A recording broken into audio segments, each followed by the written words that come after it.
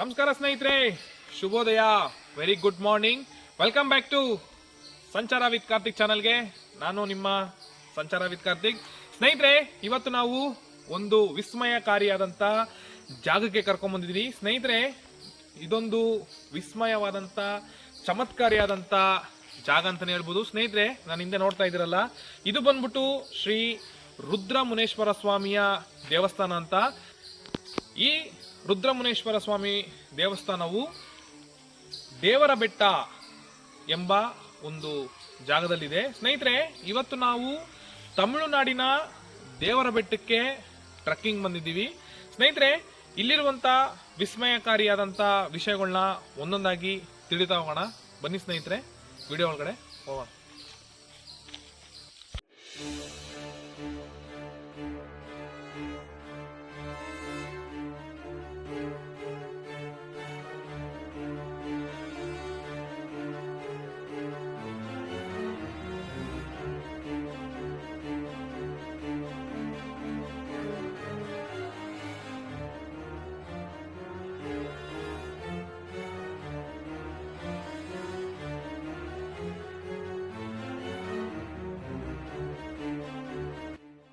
ಸ್ನೇಹಿತರೆ, ಈ ಒಂದು ದೇವರ ಬೆಟ್ಟವು ಕರ್ನಾಟಕ ಹಾಗೂ ತಮಿಳುನಾಡಿನ ಬಾರ್ಡ್ರಲ್ಲಿರುವಂಥ ತಳಿ ಹತ್ರ ಇರುವಂಥ ಈ ಒಂದು ದೇವರ ಬೆಟ್ಟವು ಬೆಂಗಳೂರಿಂದ ಸುಮಾರು 50 ಕಿಲೋಮೀಟರ್, ಹಾಗೆ ಆನೆಕಲ್ಲಿಂದ ಸುಮಾರು 15 ಕಿಲೋಮೀಟರ್ ದೂರದಲ್ಲಿದೆ.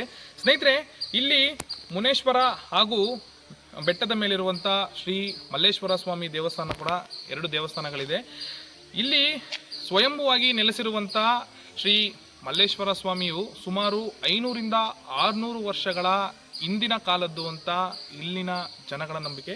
ಸ್ನೇಹಿತರೆ, ಮೊದಲು ಶ್ರೀ ರುದ್ರ ಮುನೇಶ್ವರ ಸ್ವಾಮಿ ದೇವಸ್ಥಾನಕ್ಕೆ ಹೋಗಿ ಅದಾದಮೇಲೆ ಮೇಲೆ ಬೆಟ್ಟದಲ್ಲಿರುವಂಥ ಶ್ರೀ ಮಲ್ಲೇಶ್ವರ ಸ್ವಾಮಿಯ ದರ್ಶನವನ್ನು ಮಾಡೋಣ. ಸ್ನೇಹಿತರೆ, ಬನ್ನಿ ಹೋಗೋಣ.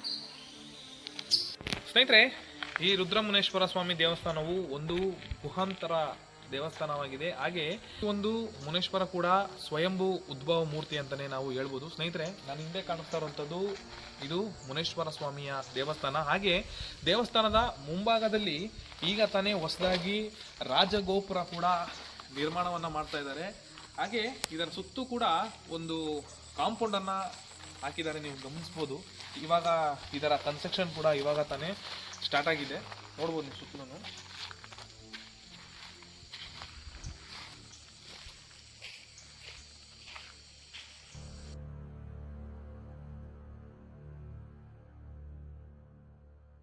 ಸ್ನೇಹಿತರೆ, ದೇವಸ್ಥಾನದ ಬಲಭಾಗದಲ್ಲಿ ನೀವು ನೋಡ್ಬೋದು, ನನ್ನ ಹಿಂದೆ ಈ ಒಂದು ಬೆಟ್ಟದ ಕೆಳಗಡೆ ಜೇನುಗೂಡು ಬಾವಿ ಅಂತ ಒಂದು ವಿಸ್ಮಯಕಾರಿಯಾದಂಥ ಒಂದು ಬಾವಿ ಇದೆ. ಬನ್ನಿ ಸ್ನೇಹಿತರೆ, ಆ ಬಾವಿನ ನಿಮಗೂ ತೋರಿಸ್ತಾ ಅದರ ವಿಸ್ಮಯ ಏನು ಅಂತ ನಿಮಗೆ ಹೇಳ್ತೀನಿ.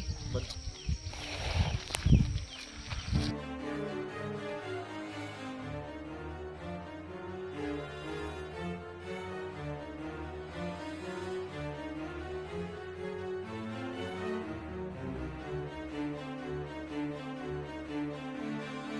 ಸ್ನೇಹಿತರೆ, ನಾವು ಈ ಒಂದು ಜೇನುಗೂಡು ಬಾವಿ ಹತ್ರ ಇವಾಗ ನಾವು ಬಂದಿದ್ದೀವಿ. ಸ್ನೇಹಿತರೆ, ನೀವು ನೋಡ್ಬೋದು, ಇಲ್ಲಿ ಸುಮಾರು ಜೇನುಗೂಡುಗಳನ್ನು ಕಟ್ಕೊಂಡವೆ. ಹಾಗೆ ಇಲ್ಲಿ ನೋಡ್ತಾ ಇರುವಂಥ ಈ ಬಾವಿಯಲ್ಲಿ ವರ್ಷದ 365 ದಿನನೂ ನೀರಿರುತ್ತೆ ಅಂತ ಹೇಳ್ತಾರೆ. ಸ್ನೇಹಿತರೆ, ಈ ಬಾವಿಯ ವಿಶೇಷತೆ ಏನು ಅಂತಂದರೆ, ಇಲ್ಲಿ ಗಾಳಿಯ ಕಾಟ ಅಂದರೆ ದೆವ್ವ ಭೂತ ಗಾಳಿಯ ಚೇಷ್ಟೆ ಇರುವಂಥ ವ್ಯಕ್ತಿ ಇಲ್ಲಿ ಬಂದು ಇಲ್ಲಿ ಸ್ನಾನವನ್ನು ಮಾಡಿ ಮುನೇಶ್ವರನ ದರ್ಶನವನ್ನು ಮಾಡಿದರೆ ಆ ಒಂದು ಗಾಳಿ ಚೇಷ್ಟೆ ನಿವಾರಣೆ ಆಗುತ್ತೆ ಅಂತ ಇಲ್ಲಿನ ಜನಗಳ ನಂಬಿಕೆ.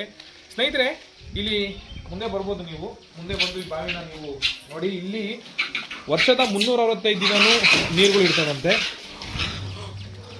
ಸ್ನೇಹಿತರೆ, ಇಲ್ಲಿ ಸ್ವಯಂಭೂ ಉದ್ಭವ ಆಗಿರುವಂಥ ಮುನೇಶ್ವರನ ನೋಡ್ಕೊಂಡು ಮೇಲ್ಗಡೆ, ಸ್ನೇಹಿತರೆ, ಬೆಟ್ಟದ ಮೇಲ್ಗಡೆ ಇನ್ನೊಂದು ದೇವಸ್ಥಾನ ಇದೆ, ಅದು ಶ್ರೀ ಮಲ್ಲೇಶ್ವರ ಸ್ವಾಮಿ ದೇವಸ್ಥಾನ ಅಂತ. ಅಲ್ಲೂ ಕೂಡ ಇವತ್ತು ನಾವು ಮೇಲ್ಗಡೆ ಟ್ರಕ್ಕಿಂಗನ್ನು ಮಾಡೋಣ.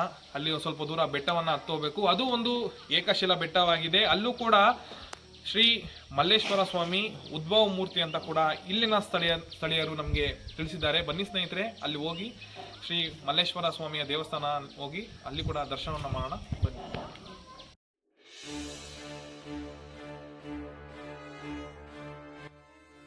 ಸ್ನೇಹಿತರೆ, ಶ್ರೀ ಮಲ್ಲೇಶ್ವರ ಸ್ವಾಮಿ ಬೆಟ್ಟದ ಮೇಲೆ ಇರುವಂಥ ದೇವಸ್ಥಾನ ನೋಡಿ ಸ್ನೇಹಿತರೆ. ಈ ರೀತಿ ಬೆಟ್ಟದ ಮೇಲೆ ಹೋದರೆ ನಾವು ಶ್ರೀ ಮಲ್ಲೇಶ್ವರ ಸ್ವಾಮಿ ದೇವಸ್ಥಾನಕ್ಕೆ ಹೋಗ್ಬೋದು. ಬನ್ನಿ ಮೇಲೆಡೆ ಹೋಗೋಣ.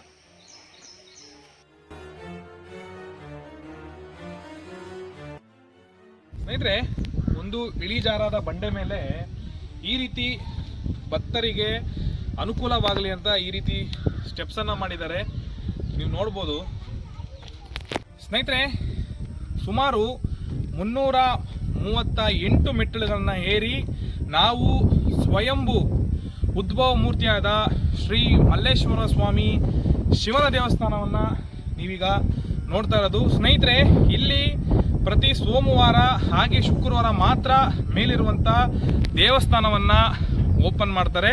ಸ್ನೇಹಿತರೆ, ನೀವು ಈ ದೇವರ ಬೆಟ್ಟದ ಮೇಲೆ ನಿಂತ್ಕೊಂಡು ಸುತ್ತಲೂ ಈ ಒಂದು 360 ಡಿಗ್ರಿ ವ್ಯೂನ ನೀವು ಗಮನಿಸಿ ಯಾವ ರೀತಿ ಒಂದು ಸುಂದರವಾಗೈತೆ ಅಂತ ಒಂದ್ಸರಿ ನೀವು ವ್ಯೂನ ನೋಡ್ಬೋದು.